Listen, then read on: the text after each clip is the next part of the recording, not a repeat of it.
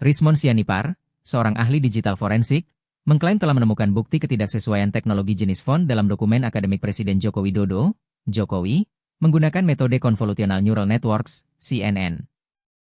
Selain itu, ia menuding laboratorium forensik Bareskrim Polri terlibat manipulasi bukti digital dalam beberapa kasus, termasuk kasus Jessica Wongso. Klaim pemalsuan dokumen akademik Jokowi. Rizmon Sianipar menyatakan bahwa lembar pengesahan skripsi Jokowi tahun 1985 tidak sesuai dengan standar teknologi cetak era tersebut. Dengan melatih model CNN menggunakan ratusan font dan ribuan gambar, ia mengklaim dokumen tersebut mengandung kejanggalan teknis. Kami tidak akan menyerah.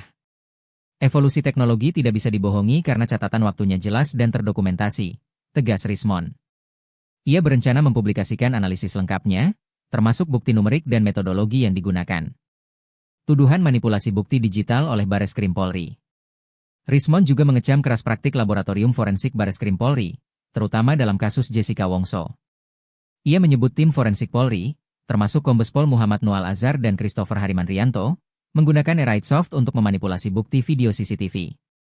Mereka berbohong di persidangan dengan mengaku pakai algoritma super resolution, padahal mengubah frame rate, bitrate, dan dimensi video sesuai pesanan atasan, ujarnya.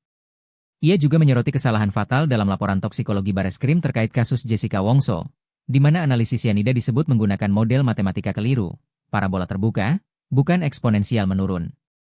Rencana laporkan ke Mahkamah Internasional. Karena ketidakpercayaan terhadap proses forensik di Indonesia, Rizmon berencana membawa kasus ini ke International Court of Justice, ICJ, di Den Haag, Belanda. Kami akan siapkan dokumen dalam bahasa Inggris dan dorong media internasional untuk menyoroti masalah ini. Jika Polri terbukti memanipulasi lagi, dunia harus tahu, tegasnya. Ia mengajak publik mendukung upaya ini melalui donasi kolektif, dengan target mengumpulkan dana untuk tim yang akan membawa berkas ke ICJ. Kritik terhadap dinasti politik dan sistem hukum. Rizmon menyoroti bahaya dinasti politik, terutama terkait pencalonan keluarga Jokowi dalam pemilu. Jika kita diam, Indonesia akan hancur oleh korupsi dan manipulasi.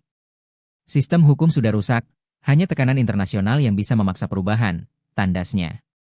Tuntutan investigasi independen. Rizmon mendesak pembentukan tim forensik independen dari akademisi untuk memeriksa kasus-kasus kontroversial, mengingat rekam jejak Bareskrim yang diragukan. Publik tidak bisa percaya lagi pada Polri. Mereka harus minta maaf dan akui kesalahan, atau sistem forensik harus diambil alih pihak independen, tegasnya. Langkah selanjutnya. Tim Rizmon sedang mempersiapkan dokumen untuk diajukan ke ICJ. Sementara publik diharapkan memantau perkembangan melalui media alternatif dan platform internasional. Kebenaran harus ditegakkan, meski harus lewat jalur internasional, tutup Rizmon. Bagaimana tanggapan kalian guys? Silahkan tulis di kolom komentar. Jangan lupa, ikuti terus perkembangan terbaru laporan kasus ini hanya di Turida Media. Turida Media, informasi cerdas untuk pikiran terbuka.